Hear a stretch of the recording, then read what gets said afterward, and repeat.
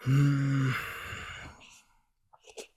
Ер нь тэгээд яг уу нэг нэг юмыг амьдрал дээр те нэг юмыг чи өөрөө юмыг сурсан бол те энийг л эрт сурсан бол энийг л ойлгоцсон бол гэж боддог юм маань юу вэ гэхээр энэ энергийн хууль байгаа.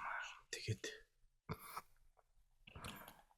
бүх юм нөгөө what goes around comes around гэдэг чамаас юу гарна тэр чинь л буцаж ирдэг гэдэг. Энэний ард ингээд энэ бүх зүйлийн ард ерөөс энергийн хууль байдаг юм аа. Энэ бүх зүйлийн чинь ард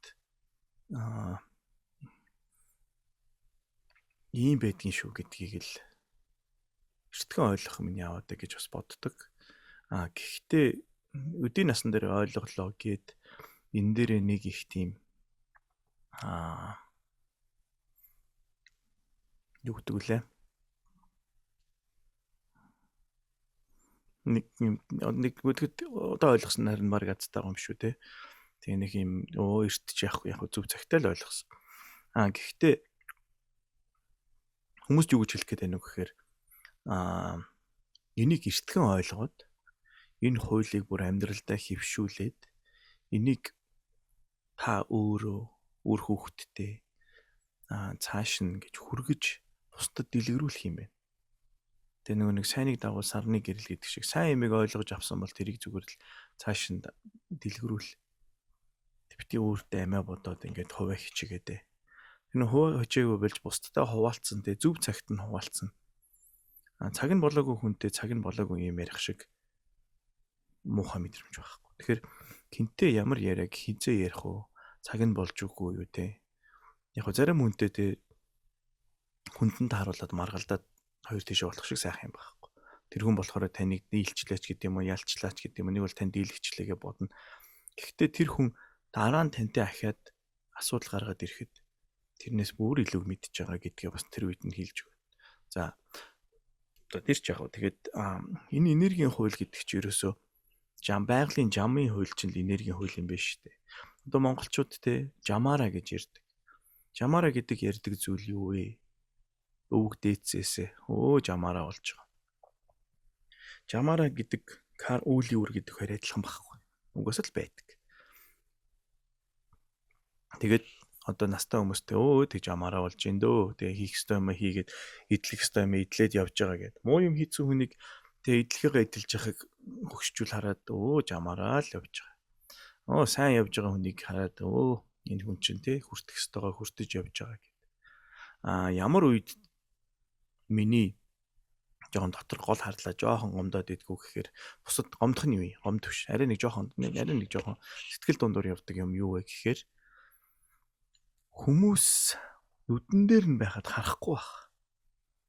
Тэр жоохон тиймэрхүү байдаг. Гэхдээ тэр хүн жамаараа л явж байгаа.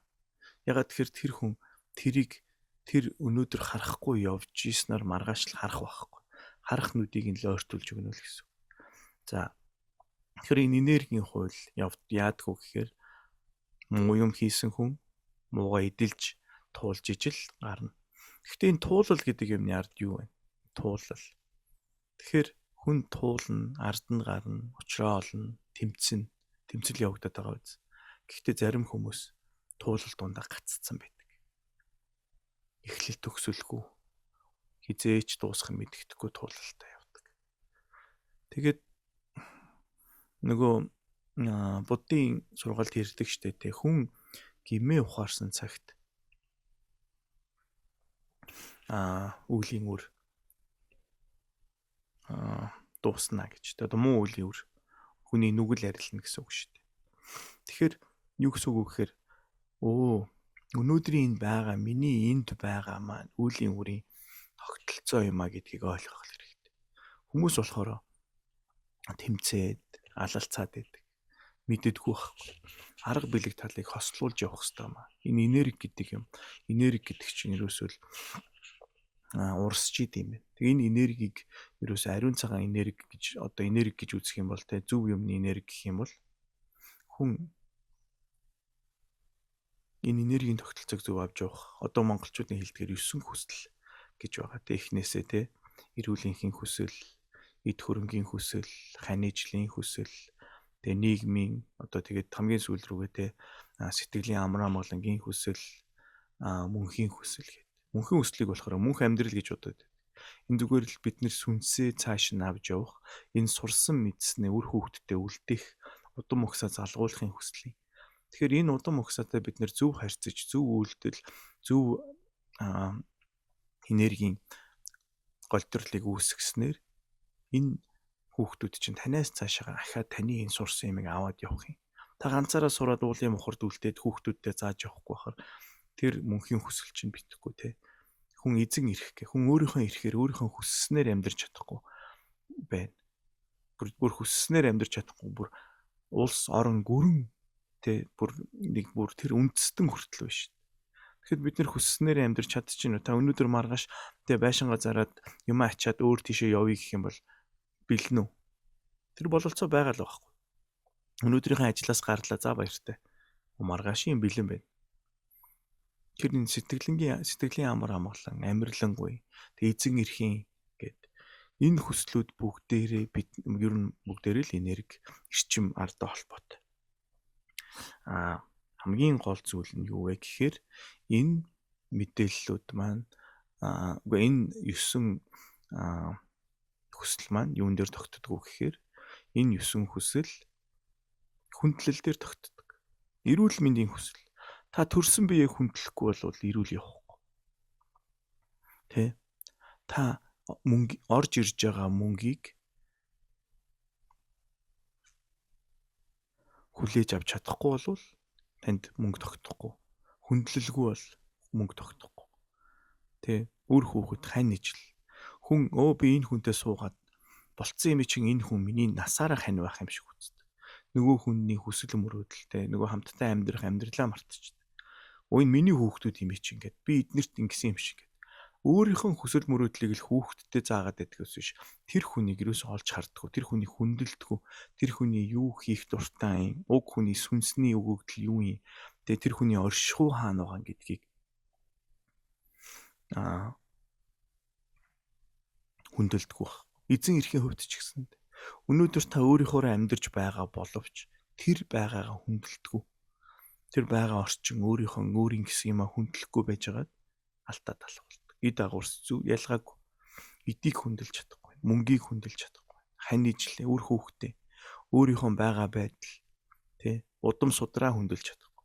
Тэгэхээр энэ 9 хүсэл гэдгийн ард биднэрт хүндлэл дээр тогтож идэг. Энэ 9 хүсэл эрчмийн хуйлд хамаарж идэг. Тэгэхээр юу гэсэн үг? За мөнгөн дээр эрүүл мэнд тэр жишээ.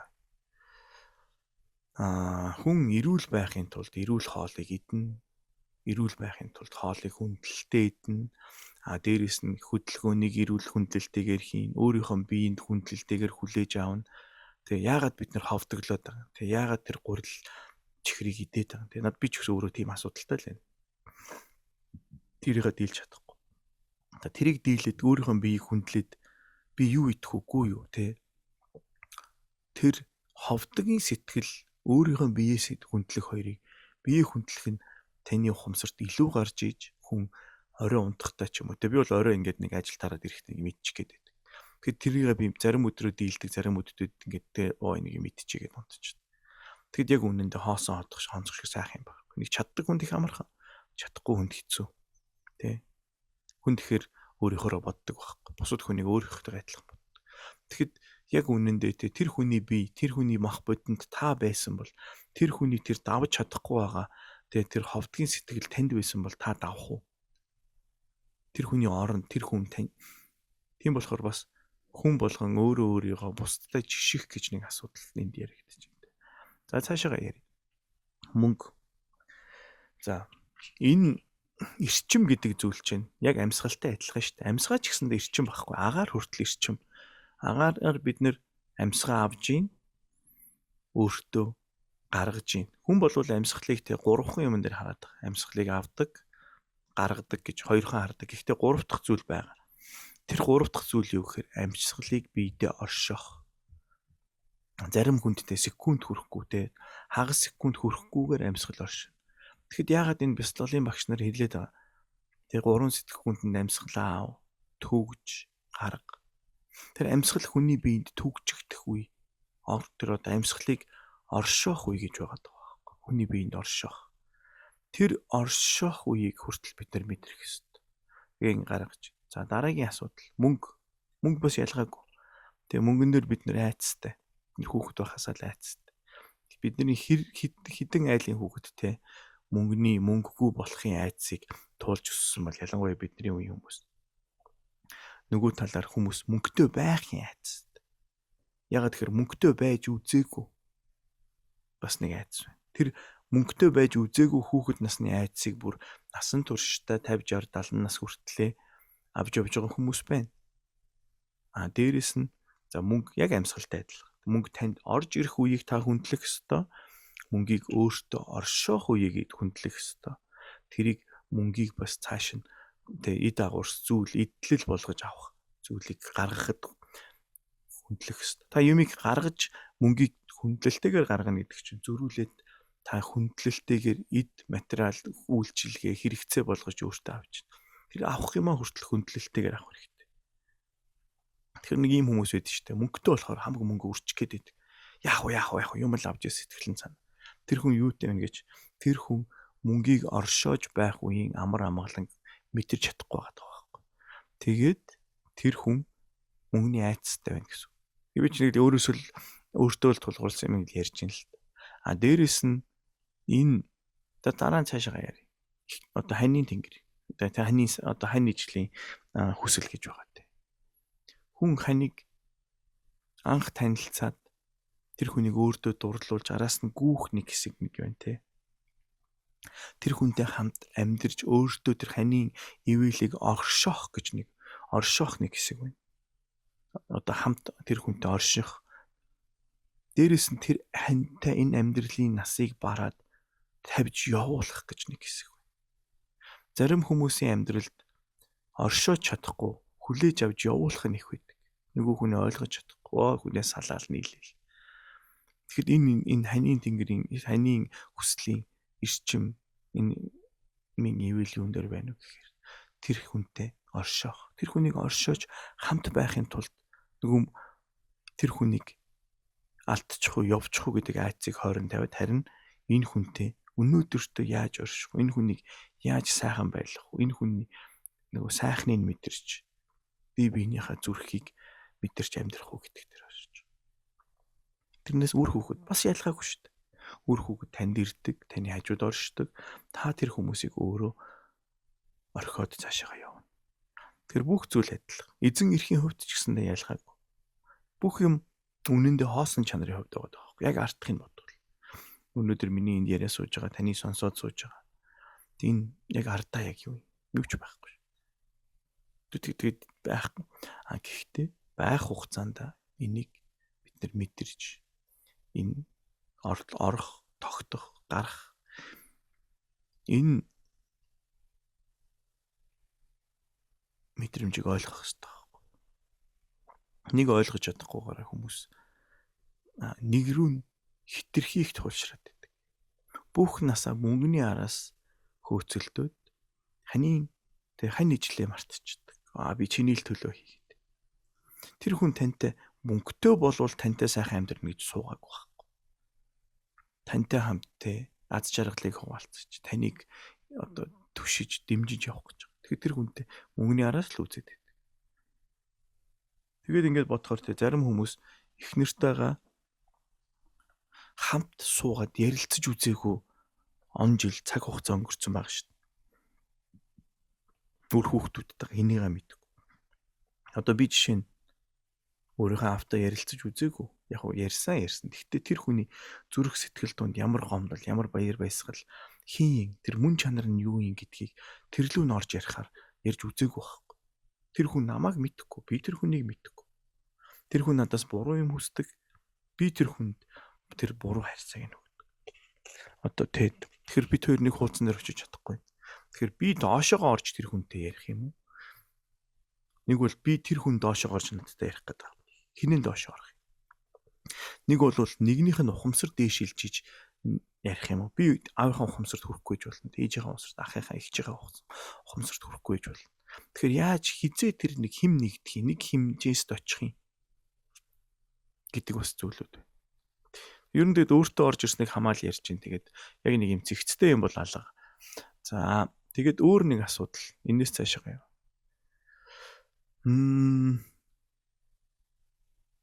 За тэгээд энэ хүний 7 нөгөө 9 цагаан хүсэл гэж ярьдаг. Энэ 9 хүслийн гэж монголчууд ярьдаг тий. 10 цагаан 9 хүслийн гэж ярьдаг.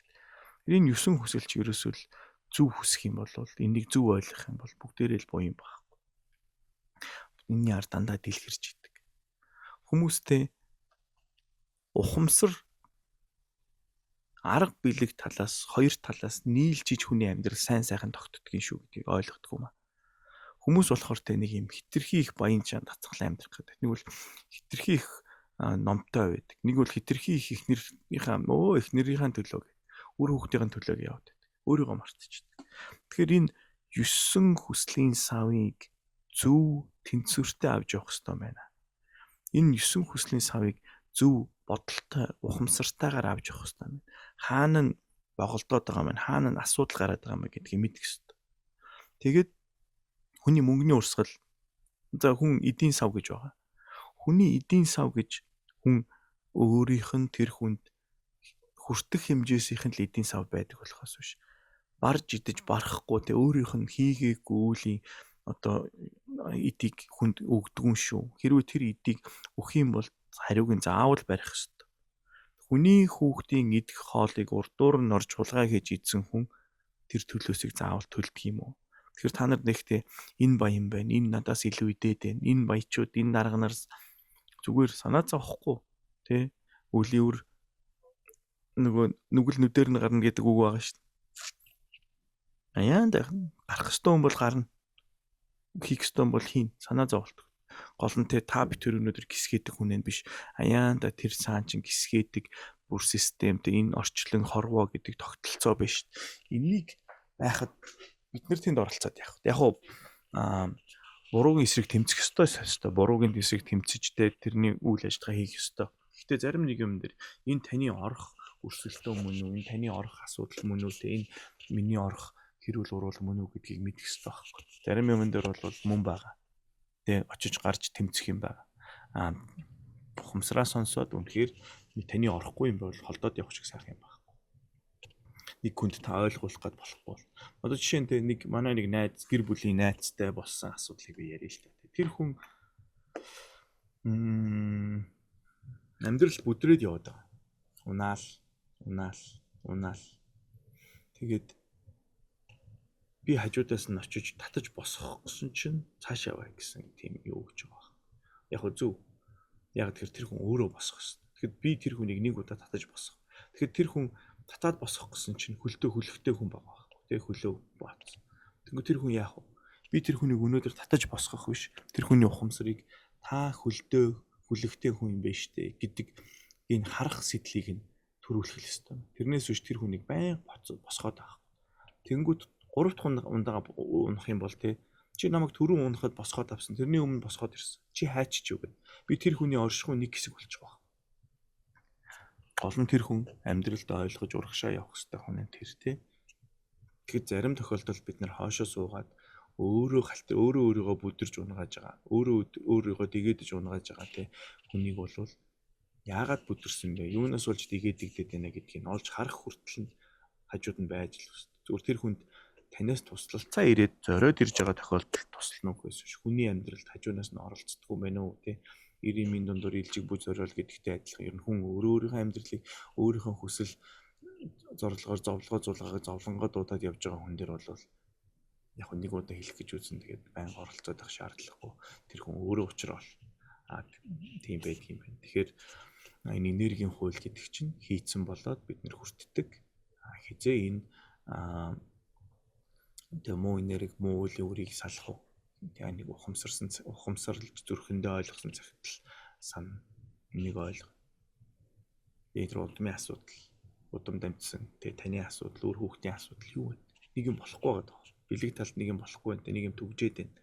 Тэнтхүү амтныг гимтээгээд өвдгөөд өөр хүүхдээс ч оролдоод таныг юмд оруулаад байна. Тэгээд хичээгээд байгаа юм шиг боловч Нэг бол залхуугийн хүн биш. Хүмүүстэй энэ залхуурсан юм. Тэр хүндтэй мунхгийн харанхуй. Тэ нөгөө эрдэм сурах хүслийг нь хаагаад өгсөн нэг тийм энерги яваад байна. Тэрийг л ойлгох хэрэгтэй. Тэрийг хин нэгэн сэрэлт хийж, тэ ухамсарын сэрэлт удамдаа хийж ич бидний энэ ард чинь ийм асуудал байгаа юм байна гэх тэ бэлэг талаас нь арга бэлгийг хослуулж амжих хэрэгтэй шүү. Тийм юм байна.